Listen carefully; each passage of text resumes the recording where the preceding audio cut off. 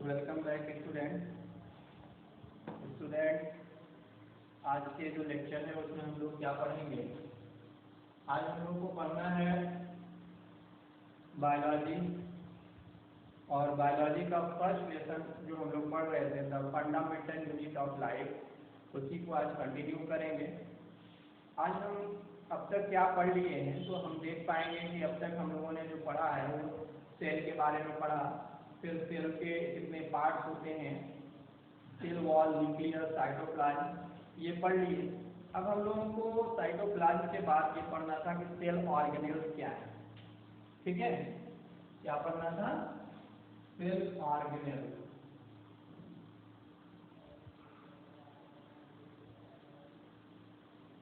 तो हम लोगों ने ये सीखा था कि जिस तरह से एक मल्टीसेलुलर ऑर्गेनिज्म को अपनी लाइफ को चलाने के लिए उसके बॉडी में बहुत सारी एक्टिविटी को करने को जरूरत पड़ता है, ठीक उसी तरह से एक सेल भी एक कंप्लीट परफॉर्म करता है, और उसको करने के लिए उसको भी तमाम तरह के ऑर्गन चाहिए। जैसे अगर हमारी बॉडी को परफॉर्म करना है तो उसमें हम लोगों को हाथ, माउथ इस तरह से चाहिए, तो उसको सेल को भी परफॉर्म करने के लिए सेल के ही साइड में बहुत सारे ऑर्गन्स होते हैं जिनको सेल ऑर्गेनेल्स कहते हैं। और ये ऑर्गेनेल्स खास तौर से कहाँ पाए जाते हैं?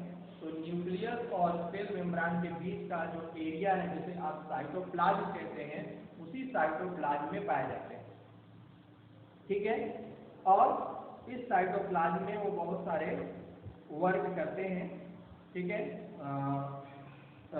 सेल के बहुत सारे फंक्शन को परफॉर्म करने में वो रोल प्ले करते हैं। ठीक है, इनमें जो हम लोगों को पढ़ना है कि सेल ऑर्गेनेल्स क्या है, तो सबसे पहला सेल ऑर्गेनेल्स हम लोग को पढ़ना है एंडोप्लाज्मिक रेटिकुलम।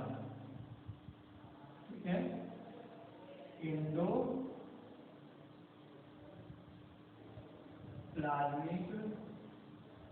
रेटिकुलम। ठीक है, सेकेंड आप बोल सकते हैं गायबी अपरेटस।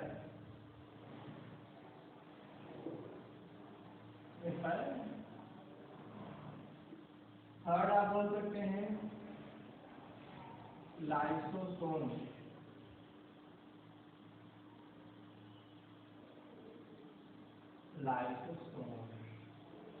फोर्थ आप बोल सकते हैं, ठीक है, थर्ड क्या हो गया? लाइसोसोम। फोर्थ आप बोल सकते हैं माइटोकॉन्ड्रिया।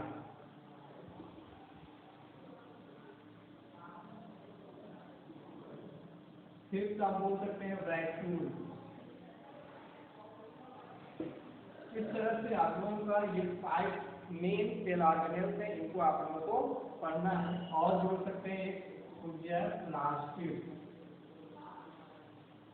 ये तो 6 आप लोगों को पढ़ना है, जो सेल के फंक्शन में या ह्यूमन के फंक्शन में सेल के अंदर ये क्रूशियल रोल प्ले करते हैं।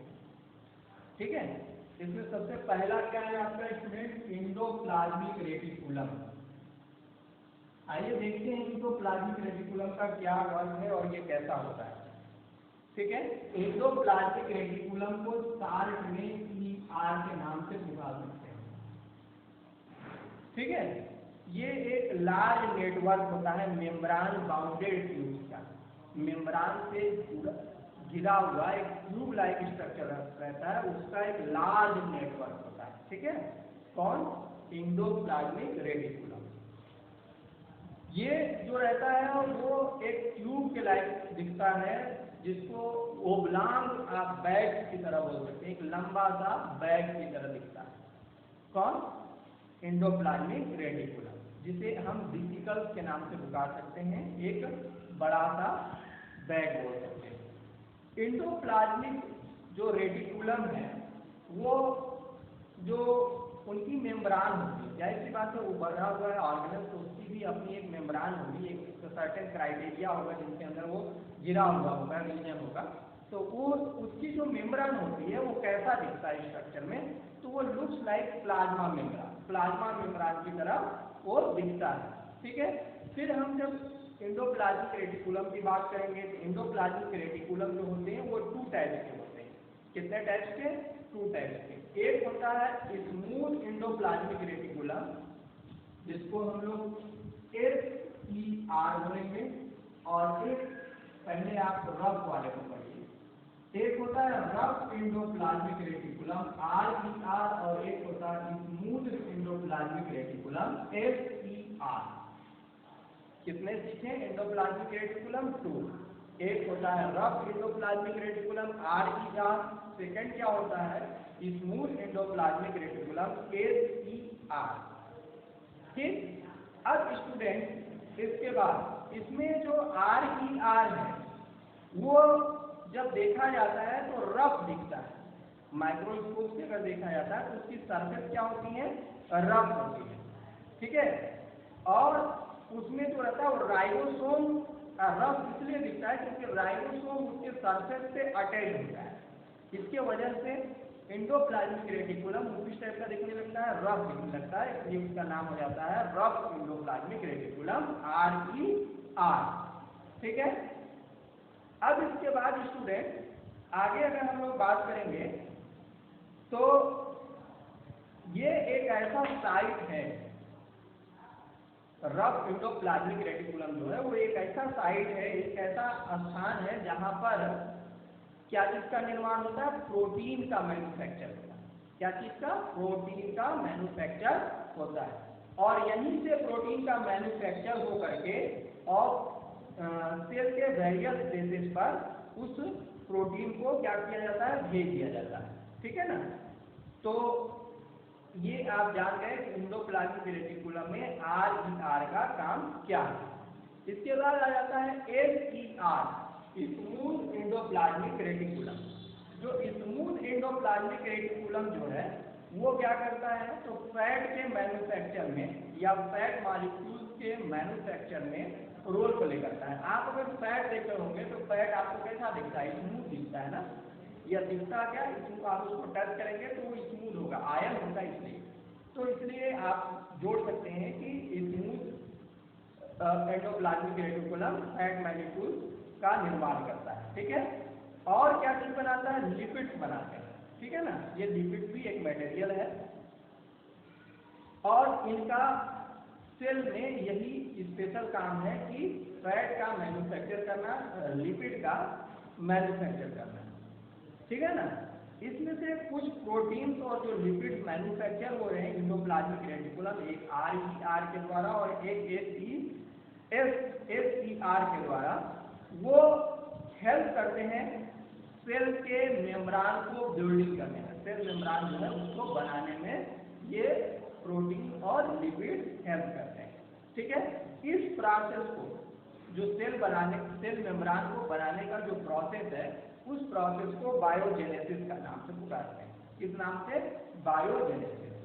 इसमें से कुछ अदर जो प्रोटीन्स हैं, टोटल प्रोटीन तो इस काम में लगे नहीं, तो कुछ अदर जो प्रोटीन्स और लिपिड्स हैं वो काम करते हैं एंजाइम्स की तरह, हार्मोन्स की तरह। ठीक है, क्या सीखा कि कुछ जो प्रोटीन और कुछ जो लिपिड बच जाते हैं, कुछ तो मेम्ब्रान बनाने में, सेल मेम्ब्रान को बनाने में हेल्पफुल होते हैं, और कुछ जो बच जाते हैं उनका काम है क्या करना? तो उनका काम है हार्मोन्स और एंजाइम की तरह फंक्शन करना। ठीक है, इन सब के बावजूद ER जो होता है, अगर हम देखें तो डिफरेंट सेल में डिफरेंट टाइप के अपीयरेंस होती है ER का, यानी एंडोप्लाज्मिक रेटिकुलम का। सभी सेल में एंडोप्लाज्मिक रेटिकुलम एक जैसे नहीं होते हैं। ठीक है, इनका काम है नेटवर्क फॉर्म करना, ठीक है, और एक नेटवर्क का सिस्टम तैयार कर देते हैं। इसलिए अगर हम लोग फंक्शन देखें ER का, एंडोप्लाज्मिक रेटिकुलम का, तो वो एक चैनल की तरह सर्व करता है मटेरियल को ट्रांसपोर्ट करने के लिए। ठीक है, क्योंकि ये नेटवर्क बनाता है, और नेटवर्क बनाने से वो एक चैनल की तरह काम करता है, मटेरियल को ट्रांसपोर्ट करता है किनके बीच?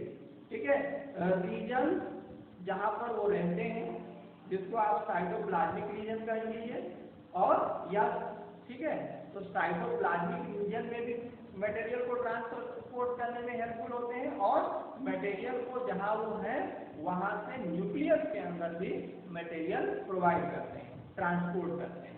ठीक है, तो वो कहाँ पाए जाते हैं? साइटोप्लाज्म में, यानी साइटोप्लाज्म के जो रीजन है वहां पे भी मटेरियल को ट्रांसपोर्टिंग में हेल्पफुल है और साथ ही साथ मटेरियल की ट्रांसपोर्टिंग कहाँ करते हैं? न्यूक्लियस के अंदर में। एंडोप्लाज्मिक रेटिकुलम जो है वो और भी साथ साथ काम करता है, एक साइटोप्लाज्मिक फ्रेमवर्क तैयार करता है, यानी साइटोप्लाज्म जो बनाने में हेल्पफुल है वो कौन है? तो वो एंडोप्लाज्मिक रेटिकुलम है। ठीक है, इसके बाद स्टूडेंट हम कह सकते हैं कि इस तरह से इनके कुछ बायोकेमिकल एक्टिविटीज हैं। हमारे जो लीवर्स हैं, ठीक है ना, उसमें ग्रुप्स ऑफ एनिमल्स आर, मतलब हम कह सकते हैं कि इन liver cells of group of animals called vertebrate ACR plays a crucial role in the of, मतलब ACR का मैं एक और काम बता दूं कि ACR जो है स्मूथ एंडोप्लाज्मिक रेटिकुलम जो है उसका काम है कि जो पॉइजन या ड्रग्स होते हैं उनको डीऑक्सीफाइन करना, उनको क्या करना? उनको नष्ट करना। ठीक है, यानी हमारे बॉडी के अंदर अगर कोई भी क्या बनता हो, पॉइजन या ड्रग्स बनते हो, दवाइयां इस तरह के जो हमारे बॉडी को नुकसान करे, अगर सेल के अंदर ऐसा फॉर्म होता है तो वो SCR यानी स्मूथ एंडोप्लाज्मिक रेटिकुलम जो होता है वो उसको क्या करता है? डीऑक्सीफाइन कर देता है, यानी उनको नष्ट कर देता है, प्रतिकारक बना देता है, उनका प्रभाव नहीं होने देता है। ठीक है, इस तरह से हम बोल सकते हैं कि एंडोप्लाज्मिक रेटिकुलम का क्या है और उसका फंक्शन क्या है। सेकेंड है गाल्गी एपैरेटस। गाल्गी एपैरेटस क्या है भाई? तो सबसे पहला चीज आइए देखते हैं कि गाल्गी एपैरेटस को सेल में देखने का सबसे पहला काम कौन किया। तो गाल्गी एपैरेटस का सेल में देखने का सबसे पहला काम कैमिलो गाल्गी ने किया और इसी के नाम से उनका नाम गाल्गी एपैरेटस या गाल्गी बॉडी बोलते हैं। ये सिस्टम ऑफ मेम्ब्रान होते हैं, बाउंडेड, बहुत सारे सिस्टम ऑफ मेम्ब्रान एक दूसरे से बाउंडेड होते हैं और उसके वजह से वो एक वेसिकल यानी एक बैग लाइक यहाँ पे फैला हो जाते हैं। ठीक है, और इस तरह से वो अरेंज होते हैं approximately parallel to each other, यानी एक दूसरे से अगर देखेंगे गाल्गी बॉडी तो इस तरह से ऐसे ऊपर वाला थोड़ा सा छोटा रहेगा, इस पर छोटा रहेगा, ऐसे करके बने रहेंगे। ये गाल्गी एपैरेटस का काम जो स्ट्रक्चर है वो मैं बता रहा था। ठीक है, पैरेलल होते हैं और एक स्टाक की तरह बनाते हैं, एक झुरमुट की तरह, एक झुंड, एक कह सकते हैं ढेर की तरह रहते हैं एक दूसरे पे, जैसा आप देख पा रहे होंगे। ठीक है ना, इस तरह से वो एक, हम उनको सिस्टर बोल सकते हैं, स्टब या एक मतलब स्टब लाइक स्ट्रक्चर होता है, इसलिए हम कह सकते हैं वो एक टंकी जैसा हो जाता है, सिस्टर हो जाता है। These membranes often have connection with the membranes of ear and therefore constitute another portion of a complex cellular membrane system. अच्छा, और क्या है? गाल्गी एपैरेटस जो होता है उसके जो कनेक्शन होते हैं वो ER के मेम्ब्रान से भी होते हैं, यानी गाल्गी एपैरेटस का कनेक्शन ER के मेम्ब्रान से होता है। ठीक है, और इसके वजह से वो एक कॉन्स्टिट्यूट का काम करता है, एक बनाने का, निर्माण का काम करता है दूसरे पोर्शन में। किस पोर्शन में? Complex cellular membrane system. Complex cellular membrane system जो होता है, सेल्यूलर मेम्ब्रान सिस्टम, ठीक है ना, उस कॉम्प्लेक्स सेल्यूलर मेम्ब्रान सिस्टम एक दूसरे के साथ जुड़ करके बनाने का काम करता है कौन? गाल्गी एपैरेटस।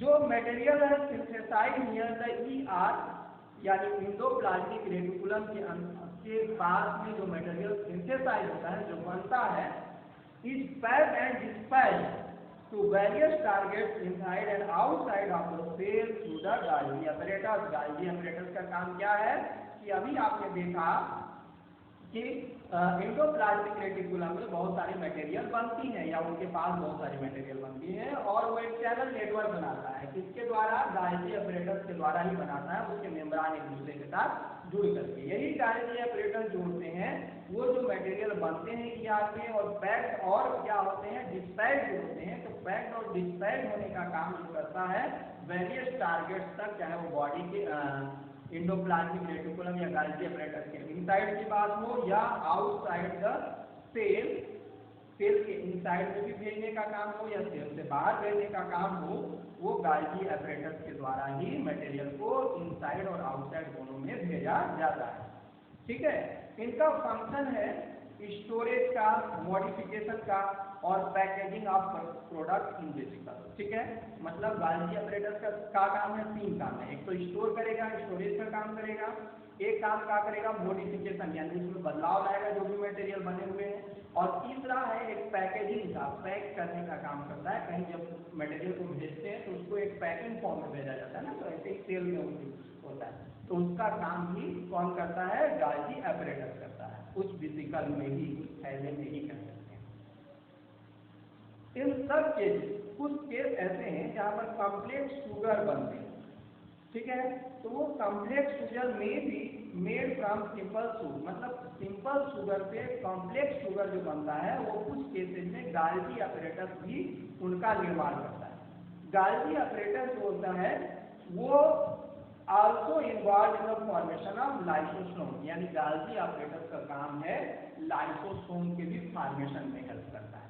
तो आपने क्या सीखा कि गाल्गी अपैरेटस जो है सिंपल शुगर को कॉम्प्लेक्स शुगर में भी चेंज करता है और गाल्गी अपैरेटस लाइसोसोम के भी फॉर्मेशन में हेल्पफुल है।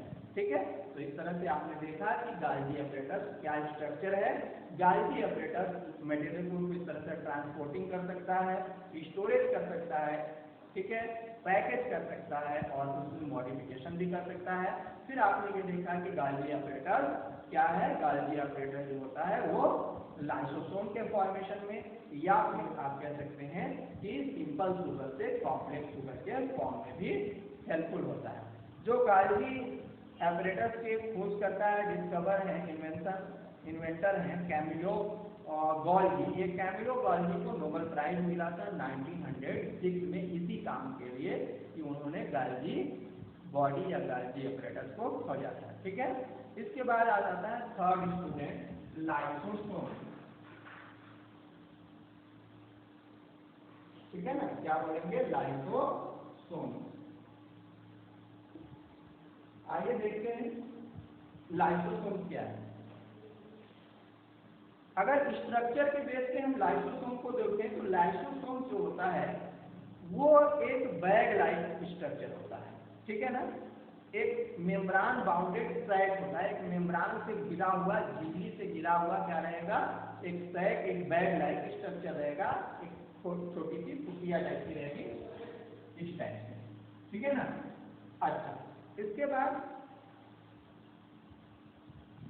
और इसमें क्या फील रहेगा, तो डाइजेस्टिव जूस, इस बैग में सैक में क्या फील होगा, डाइजेस्टिव जूस होगा। ठीक है, ये जो डाइजेस्टिव जूस या डाइजेस्टिव एंजाइम जो होते हैं वो बनते कैसे हैं, किसके द्वारा बनाए जाते हैं, तो RER के द्वारा, जो भी प्रोटीन और लिपिड की बात आपने सुना था। ठीक है ना, लाइसोसोम्स जो होते हैं एक काइंड है क्या, किसका, waste disposal system of the cell, यानी हम कह सकते हैं कि ये वेस्ट डिस्पोजल सिस्टम में हेल्प करता है, यानी हम कह सकते हैं कि सेल का ये डस्टबिन है। ठीक है, वेस्ट को डिस्पोजल सिस्टम में ये हेल्प करता है। ये एक ऐसा प्लेस है जहां पर सेल के जितने भी वेस्ट आइटम होते हैं वो उसी सैक में, उसी बैग में जाकर के इकट्ठा होते हैं। ये हेल्प करता है to keep the cell clean by digestive any foreign material as well as worn out cell organelles. क्या करता है, ये उन सारे मटेरियल को क्लीन आउट करने में हेल्पफुल करता है जो सेल के अंदर वोर्न आउट होते हैं, खराब हो जाते हैं, वो सब इसी के अंदर जाते हैं और यहीं पे भी वो डाइजेस्ट हो जाते हैं। या बाहर से कोई मटेरियल एंटर करता है, फॉरेन मटेरियल सेल के अंदर, लाइक बैक्टीरिया, ठीक है, तो उन सब को वो यूज करता है अपने फूड के रूप में, या ओल्ड ऑर्गेनेल जो होते हैं, पुरानी ऑर्गेनेल जो खत्म हो जाते हैं, उन सब का इंटरमिक्सिंग होता है और वो सब को यहाँ पर अपनी डाइजेस्टिव जूस से उन सब को डाइजेस्ट कर जाता है। ठीक है, इसके बाद ये कॉम्प्लेक्स सब्सटेंस को सिंपलर सब्सटेंस में तोड़ देता है। लाइसोसोम जो होता है able to do this because they contain powerful digestive enzymes capable of breaking down all organic material. अब ये जानना है कि लाइसोसोम ऐसा क्यों कर पाता है, क्योंकि लाइसोसोम के पास एक पावरफुल डाइजेस्टिव एंजाइम होता है जो कैपेबल है इस तरह के जितने भी ऑर्गेनिक मटेरियल जो सेल के अंदर आ रहे हैं, ठीक है, और वेस्ट आइटम के रूप में है जो लाइसोसोम में जाकर इकट्ठा होते हैं, उन सब को वो क्या कर सकता है, डाइजेस्ट कर सकता है, ब्रेक कर सकता है। ठीक, इसके बाद आता है स्टूडेंट की इस दौरान डिस्टर्बेंस इन सेलुलर मेटाबॉलिज्म, मतलब जब ये डाइजेस्टिव एंजाइम डाइजेस्ट करते हैं लाइसोसोम, उस दौरान जो होता है वो सेलुलर मेटाबॉलिज्म का काम जो होता है, यानी पाचन की क्रिया जो होती है ना उसको मेटाबॉलिज्म, उपापचय की क्रिया होती है, मेटाबॉलिज्म एक्शन बोलते हैं, यानी सेल में जो भी फंक्शन डाइजेस्ट, तो वो जो होता है वो डिस्टर्ब हो जाता है। जैसे में जब सेल गेट डैमेज लाइसोसोम्स में burst and the enzyme digest their own cell. होता क्या है कि जब हम मतलब बताना चाह रहे हैं कि एक तरह से मेटाबॉलिज्म एक्शन डिस्टर्ब होते हैं, तो हमने देखा कि जब सेल जो होता है डैमेज होता है, सेल क्या होता है, डैमेज होता है जब, तो लाइसोसोम में बर्स्ट क्या हो सकता है, वो फट सकता है। जैसे सेल क्या होगा, डैमेज होगा, सेल जब डैमेज होगा तो लाइसोसोम क्या हो जाएगा, बर्स्ट हो सकता है, फट सकता है, and the enzyme digest their own cell, ठीक है, और एंजाइम जो है वो अपने ही सेल को क्या कर जाएंगे, डाइजेस्ट करेंगे। ठीक है, क्या सीखा कि हमने ये सीखा कि जो इस दौरान जो लाइसोसोम जो होता है वो एबल हो जाता है अपने सब्सटेंस को डाइजेस्ट करने में, तो उसके दौरान हमने ये सीखा कि इस दौरान मेटाबॉलिज्म एक्शन जो होता है वो सेलुलर मेटाबॉलिज्म जो होता है एक्शन, वो या प्रोसेस डिस्टर्ब हो जाता है। वो कैसे डिस्टर्ब हो जाता है उसको जानने की कोशिश हम लोगों ने किया कि जब सेल डैमेज होता है, सेल ही जब हमारा क्या होता है, डैमेज हो जाता है, तो उस दौरान सेल के अंदर की जो चीजें होंगी वो भी डिस्टर्ब होंगी।